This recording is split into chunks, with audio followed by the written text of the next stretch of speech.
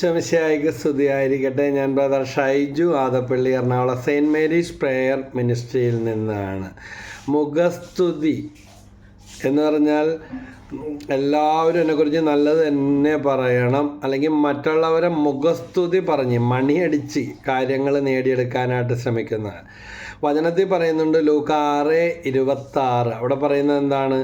മനുഷ്യരെല്ലാം നിങ്ങളെ പ്രശംസിച്ച് സംസാരിക്കുമ്പോൾ നിങ്ങൾക്ക് ദുരിതം. അയ്യോ, എന്നെ ഇങ്ങനെ പറഞ്ഞ് ഞാൻ ഒട്ടും വിചാരിച്ചിട്ടില്ല, ഞാൻ എന്തെല്ലാം ഉപകാരം ചെയ്ത് കൊടുത്തിട്ടുള്ളതാണ്, അവരാത്മീയമായിട്ട് വളർത്തിയിട്ടുള്ളതാണ്, സാമ്പത്തികമായിട്ട് സഹായിച്ചിട്ടുള്ളതാണ്, കഷ്ടപ്പാടിൻ്റെ സമയത്ത് ഞാൻ മാത്രം ഉണ്ടായിരുന്നുള്ളൂ, എൻ്റെ ഉടുപ്പിട്ടുകൊണ്ടാണ് നടന്നേച്ചത്, എൻ്റെ ഭക്ഷണമേശയിലിരുത്തി ഭക്ഷണം കൊടുത്ത്. ഒരാൾ പറഞ്ഞതാണ്, ഞാൻ താഴെ ഇറങ്ങി കിടന്നിട്ട് അവനെ കട്ടിൽമേ കയറി കിടത്തിയിട്ടുണ്ട്, ഇപ്പോൾ അവനൊക്കെ വലിയ ആളായി എന്ന് പറയുന്നവർ. അപ്പോൾ മനുഷ്യരെല്ലാം നിങ്ങളെ പ്രശംസിച്ച് സംസാരിക്കുമ്പോൾ നിങ്ങൾക്ക് ദുരിതം എന്ന് പറയുന്നത്, നമ്മൾ വിചാരിച്ച പോലെ അവരെല്ലാം നമ്മളെ പൊക്കി വെച്ചുകൊണ്ടിരുന്ന കുഴപ്പം തന്നെ. അവരുടെ പിതാക്കന്മാർ വ്യാജപ്രവാചകരോടും അങ്ങനെ തന്നെ ചെയ്തു. ലൂക്ക 6:26 വചനമാണ്. അതുകൊണ്ട് യഥാർത്ഥ ശുശ്രൂഷ എന്ന് പറഞ്ഞാൽ പീഡനങ്ങളുണ്ടായേക്കാം, സഹനങ്ങളുണ്ടായേക്കാം, ഒറ്റപ്പെടലുണ്ടായേക്കാം, വെട്ടിയൊരുക്കലുണ്ടായേക്കാം. ഈശോയുടെ ജീവിതത്തിലും അപ്പോസ്തലന്മാരുടെ ജീവിതത്തിലും വിശുദ്ധന്മാരുടെ ജീവിതത്തിലും ഉണ്ടായതെല്ലാം അതുപോലെ തന്നെയും നമുക്കും ഉണ്ടാകും. അതുകൊണ്ട് പരാതി പറയണ്ട. ഞാൻ വളർത്തിയവർ, സഹായിച്ചവർ, വഴി കാണിച്ചു കൊടുത്തവർ, സപ്പോർട്ട് ചെയ്തവർ, അവരിൽ നിന്ന് തന്നെ ഉണ്ടാവുള്ളൂ 2 കൊട്ട് കൂടുതലായിട്ട്. വീണ്ടും ചിലർ കാര്യസാധ്യത്തിന് വേണ്ടി വന്നിട്ട് നമ്മൾ പറയും, അവനൊക്കെ ആരാ, പക്ഷേ ഇവരൊക്കെ കണ്ടില്ലേ എന്ന് പറയും. പക്ഷെ കുറച്ച് ദിവസം കഴിയുമ്പോഴത്തേക്കും യഥാർത്ഥ അവസ്ഥ വെളിപ്പെടും. സുഭാഷ 28:23 മുഖസ്തുതി പറയുന്നവനേക്കാൾ ശാസിക്കുന്നവനാണ് പിന്നീട് പ്രീതിപാത്രമാവുക. അതുകൊണ്ട് ശാസിക്കുകയും തിരുത്തുകയും എല്ലാം ചെയ്യുന്നവർ എന്നും പറഞ്ഞ് ചിലരുണ്ട്. ഞാനുള്ളതേ പറയുള്ളൂ, കണ്ടതപ്പം തന്നെ പറയും. കണ്ടതപ്പം തന്നെ പറയണത് കുഴപ്പം തന്നെ. വായു വന്നത് മുഴുവൻ വിളിച്ച് പറയുകയും മറ്റുള്ളവരെ ദ്രോഹിക്കുകയും ഉപദ്രവിക്കുകയും ചെയ്യുന്നതും തെറ്റാണ്. എടുത്തിയാട്ടോ മുൻകാവുക, അതൊക്കെ നിയന്ത്രിക്കണം. ജോബിൻ്റെ പുസ്തകം 32-ാം 21-22 വാക്യത്തിൽ പറയുന്നുണ്ട്, ഞാൻ ആരോടും പക്ഷപാതം കാണിക്കുകയില്ല. ഒരു ദൈവദാസൻ്റെ വാക്കുകളാണെന്ന് ഓർക്കണം. ഒരു മനുഷ്യരോടും മുഖസ്തുതി പറയുകയില്ല. മുഖസ്തുതി പറയാൻ എനിക്കറിഞ്ഞുകൂടാ, പറഞ്ഞാൽ എൻ്റെ സ്രഷ്ടാവ് എന്നെ വേഗം നശിപ്പിക്കും. നമുക്ക് പലപ്പോഴും ജീവിതത്തിൽ ഇതേ സംഭവിക്കാറുള്ളത്. കാരണം ഇപ്പോഴത്തെ കാര്യം നടക്കണം. അപ്പം കാണാനവനെ അപ്പാന്ന് വിളിക്കുമെന്ന് പറഞ്ഞതുപോലെ ഒരു സിനിമയിലെ ഒരു ഡയലോഗ് ഓർക്കുകയാണ്, കടലിൽ പോകുമ്പോൾ ഒരു സ്വഭാവം, വരുമ്പോൾ വേറൊരു സ്വഭാവം. അപ്പോൾ അത് നല്ലതല്ല. പിന്നെ മുഖസ്തുതി കൊണ്ട് കാര്യങ്ങൾ തെറ്റായാലും അതൊന്നും സാരമില്ല, ഇതൊക്കെ എല്ലാവരും ചെയ്യുന്നവരാണെന്ന് പറയാം. അതിനെ തന്നെ മുഖസ്തുതി എന്ന് പറയുന്നത്. അതൊന്നും സാരമില്ല. വേണ്ടപ്പെട്ടവർ കയ്യെ പിടിച്ചാലും തടുക്കൂലെന്ന് പറഞ്ഞ പോലെ നമുക്ക് വേണ്ടപ്പെട്ടവരാണെങ്കിൽ എന്ത് തെറ്റ് ചെയ്താലും കുഴപ്പമില്ല, അല്ലെങ്കിൽ ഇതൊക്കെ എല്ലാവരും ചെയ്യുന്നതല്ലേ എന്ന് പറയുന്ന ആ സ്വഭാവമൊക്കെ മാറ്റിയെടുക്കണം. വീണ്ടും സങ്കീർത്തനം 12:2-3 വാക്യത്തിൽ പറയുന്നുണ്ട്, ഓരോരുത്തരും അയൽക്കാരനോട് അസത്യം പറയുന്നു, അവരുടെ അധരങ്ങളിൽ മുഖസ്തുതിയും ഹൃദയങ്ങളിൽ കാപട്യവുമാണ്. മുഖസ്തുതി പറയുന്ന അധരങ്ങളെയും വീമ്പിളക്കുന്ന നാവിനെയും കർത്താവ് ഛേദിച്ച് കളയട്ടെ എന്ന് പറഞ്ഞാൽ ഇതിനേക്കാൾ വലിയ ശിക്ഷ വേറെ ഉണ്ടാ എന്ന് പറഞ്ഞാൽ അതില്ലാതിരിക്കുന്നത് തന്നെയാണ് നല്ലതെന്നാണ് ദൈവവചനം പറയുന്നത്. മുഖസ്തുതിയും അധരങ്ങളിൽ മുഖസ്തുതിയും ഹൃദയങ്ങളിൽ കാപട്യവുമാണ്. 2 തരം സ്വഭാവം, ഉള്ളിലൊന്ന്, പുറത്ത് കാണിക്കുന്നത് വേറെ ഒന്ന്. നക്കിത്തോർത്തി എടുക്കുന്നു പറയും, പക്ഷേ കാര്യം വരുമ്പോൾ ഒറ്റ ചവിട്ട് വെച്ച് കൊടുക്കും. അപ്പോൾ മുഖസ്തുതി പറയുന്ന അധരങ്ങളെയും വീമ്പിളക്കുന്ന നാവിനെയും കർത്താവ് ഛേദിച്ച് കളയട്ടെ.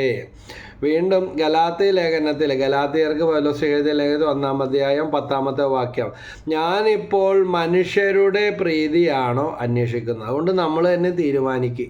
ഇപ്പോൾ ആയിരിക്കുന്ന അവസ്ഥകളിൽ ചിലരൊക്കെ നമ്മളെ തിരിഞ്ഞു പോലും നോക്കുന്നില്ല, അല്ലെങ്കിൽ ചവിട്ടും തൊഴിയൊക്കെ നമുക്ക് കിട്ടിയേക്കാം. പക്ഷേ വചനം പറയുന്നു, ഞാനിപ്പോൾ മനുഷ്യരുടെ പ്രീതിയാണോ അന്വേഷിക്കുക, അതോ ദൈവത്തിൻ്റെതാണോ? അഥവാ മനുഷ്യരെ പ്രസാദിപ്പിക്കാൻ ഞാൻ യത്നിക്കുകയാണോ? ഞാൻ ഇപ്പോഴും മനുഷ്യരെ പ്രസാദിപ്പിക്കുന്നവനായിരുന്നെങ്കിൽ ക്രിസ്തുവിൻ്റെ ദാസനാകുകയില്ലായിരുന്നു.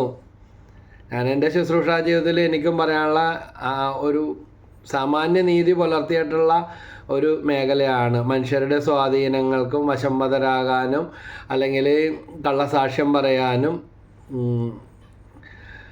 ഒക്കെയുള്ള പല അവസരങ്ങളും ഉണ്ടാകുമ്പോൾ അതിൽ നിന്നെല്ലാം ചിലപ്പോൾ അവരുടെ അപ്രീതിക്ക് പാത്രമാകേണ്ടി വന്നിട്ടുണ്ട്. ഉള്ളത് പറയാൻ, സത്യമായിട്ട് പറയാൻ ഒരു ശുശ്രൂഷകന് കഴിയണം. ഞാനിപ്പോൾ മനുഷ്യരുടെ പ്രീതിയാണോ അന്വേഷിക്കുന്നത്, അതോ ദൈവത്തിൻ്റേതാണോ, അഥവാ മനുഷ്യരെ പ്രസാദിപ്പിക്കാൻ ഞാൻ യത്നിക്കുകയാണോ? ഞാൻ ഇപ്പോഴും മനുഷ്യരെ പ്രസാദിപ്പിക്കുന്നവനായിരുന്നെങ്കിൽ ക്രിസ്തുവിൻ്റെ ദാസനാവുകയില്ലായിരുന്നു. അതുകൊണ്ട് യേശുവിൻ്റെ ദാസനായിട്ട് ജീവിക്കാനായിട്ട് സാധിക്കണമെങ്കിൽ ആ മുഖസ്തുതി പറയുന്ന സ്വഭാവം, മുഖസ്തുതി അന്വേഷിക്കുന്ന സ്വഭാവം. ചില സ്ഥലത്തൊക്കെ പ്രസംഗിക്കാൻ പോകുമ്പോൾ ഇങ്ങനെ വളരെ ആത്മീയതയുള്ള അല്ലെങ്കിൽ വളരെ ഉന്നത നിലവാരം പുലർത്തുന്നവർ പോലും പ്രസംഗത്തിൽ എന്നെ ഒന്ന് പൊക്കി പറഞ്ഞേക്കണേട്ടാന്ന്, എന്തൊരു പാപ്പരത്വമാണെന്ന് ഓർത്ത് നോക്കി. അങ്ങനത്തെ ചില സംഭവങ്ങളൊക്കെ കേട്ടിട്ടുണ്ട്. എന്നെക്കുറിച്ച് ഒന്ന് അതിൽ പിന്നെയും പറഞ്ഞേക്കണം, അല്ലെങ്കിൽ പൊക്കി പറയണമെന്ന് മറ്റുള്ളവരോട് പറയിക്കുന്ന എനിക്ക് എൻ്റെ അടുത്ത് വന്ന് പറഞ്ഞിട്ടുണ്ട്. ചില ശുശ്രൂഷയൊക്കെ ചില വേദികൾ പങ്കിടുമ്പോൾ ഒന്ന് പൊക്കി പറയണമെന്ന്. അത് ആര് പൊക്കിയാലും തമ്പുരാൻ ഒറ്റ താഴ്ത്തിയാൽ പോയില്ലേ കഥ. അതുപോലെ നമ്മുടെ ജീവിതത്തിലും മനുഷ്യരുടെ മുഖസ്തുതിയും പുകഴ്ച അന്വേഷിച്ചിരിക്കുമ്പോൾ നമുക്ക് നമ്മളെ തന്നെ തിരുത്താനും മാറ്റം വരുത്താനും പറ്റാത്ത, ഞാൻ പെർഫെക്റ്റ് ആണ്, എനിക്ക് വേറെ തെറ്റൊന്നുമില്ല. ഇന്ന് മനുഷ്യരുടെ അവസ്ഥ ഇതാണ്. വിശുദ്ധ ജോൺ പോൾ രണ്ടാമൻ മാർപ്പാപ്പ പറഞ്ഞ പോലെ പാപബോധമില്ലായ്മയാണ് ഇന്നത്തെ മനുഷ്യരുടെ ഏറ്റവും വലിയ തകർച്ച, അല്ലെങ്കിൽ ഏറ്റവും വലിയ ദോഷമെന്ന് പറയുന്നത്. അതായത് സ്വയം തിരുത്താനും മാറ്റാനും അല്ലെങ്കിൽ കുറവുണ്ടെന്ന് അംഗീകരിക്കാനും പറ്റാത്ത, കണ്ടുപിടിക്കാനും പറ്റാത്ത അവസ്ഥയാണ് ഈ മുഖസ്തുതിയും പൊങ്ങച്ചമൊക്കെ വരുമ്പോൾ. അതുകൊണ്ട് ആരോടും പക്ഷപാതം കാണിക്കാതെ സത്യവും നീതിയായിട്ട് പെരുമാറാനും, മുഖസ്തുതി കൊണ്ട് പൊങ്ങച്ചം കൊണ്ട് അപരരെ കൊമള പോലെ, വെള്ളത്തിലെ കൊമള കണ്ടിട്ടില്ലേ, ഒറ്റ പൊട്ടും പിന്നെ അതവിടെ കാണത്തില്ല. അതുപോലെ തന്നെ നമ്മളും മുഖസ്തുതിയും പൊങ്ങച്ചവും അന്വേഷിച്ച് നടക്കാതെ നമ്മൾ ആ ഒരു മിഡിൽ ലൈനിൽ കൂടെ നമ്മൾ ചെയ്യുന്ന കാര്യങ്ങൾ നിലനിർത്തി കൊണ്ടുപോകുക. പലതരം സ്വാധീനങ്ങളും പലതരം ഉതപ്പുകളുണ്ടാകാം, ഇല്ലാക്കഥകൾ പറഞ്ഞു പരത്തിയേക്കാം, അല്ലെങ്കിൽ പക്ഷം ചേരാത്തത് കൊണ്ട് നമ്മളെ നശിപ്പിക്കാനായിട്ട് നോക്കിയേക്കാം. ഇതെല്ലാം അത് വിശ്വസിക്കുന്നവരുണ്ടായേക്കാം. ചിലപ്പോൾ ആരും നമ്മുടെ വശത്ത് ഉണ്ടാകണമെന്ന് ഇല്ല.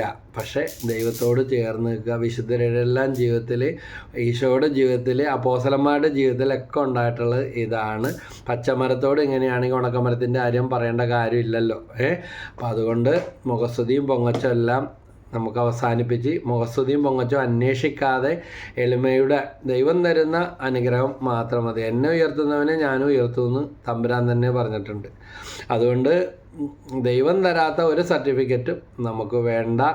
ഇനി മുതൽ അങ്ങനെയുള്ള പരാതികളൊക്കെ ആയിട്ടിരിക്കുന്ന ആരൊക്കെ ഉണ്ട്, ഞാൻ കഷ്ടപ്പെട്ടിട്ട്, ഞാൻ ജോലിയെടുത്ത് മുഴുവൻ കൊടുത്തിട്ട്, ഞാൻ വളർത്തിയിട്ട്, ഞാൻ സഹായിച്ചിട്ട്, ഞാൻ വചനം പഠിപ്പിച്ചിട്ട്, ഞാൻ വഴി കാണിച്ചു കൊടുത്തിട്ട്, ഞാൻ ഗൈഡ് ചെയ്തിട്ട്, ഇപ്പം നന്ദിയില്ലാത്തവരെന്ന് പറയുന്ന ഞാനുൾപ്പെടെ നമ്മൾ പൊതുവേ പറയുന്ന ഒരു കാര്യമാണ്. കാരണം നമ്മൾ ഇതിലോട്ടൊക്കെ തിരിഞ്ഞ് റിസൾട്ട് അന്വേഷിച്ച് നടക്കുന്നവരാണ്. അപ്പം അങ്ങനെയുള്ള മനോഭാവങ്ങൾ മാറ്റാൻ ഈ വചന ശുശ്രൂഷയിലൂടെ അനേകർക്ക് ഇടവരട്ടെ എന്ന് പ്രത്യേകം പ്രാർത്ഥിക്കുന്നു. എല്ലാ മഹത്വവും സ്തുതിയും ആരാധനയും ദൈവത്തിന് കൊടുക്കാം. യേശുവേ നന്ദി, യേശുവേ സ്തുതി. നിങ്ങളുടെ കമൻസുകളും ഷെയറും സബ്സ്ക്രൈബും സെൻറ്റ് മേരീസ് പ്രേമയുടെ ശുശ്രൂഷകളിൽ സപ്പോർട്ടീവാണ്. പരസ്പരം നമുക്ക് പ്രാർത്ഥിക്കാം. ദൈവം എല്ലാവരും അനുഗ്രഹിക്കട്ടെ. പ്രൈസ്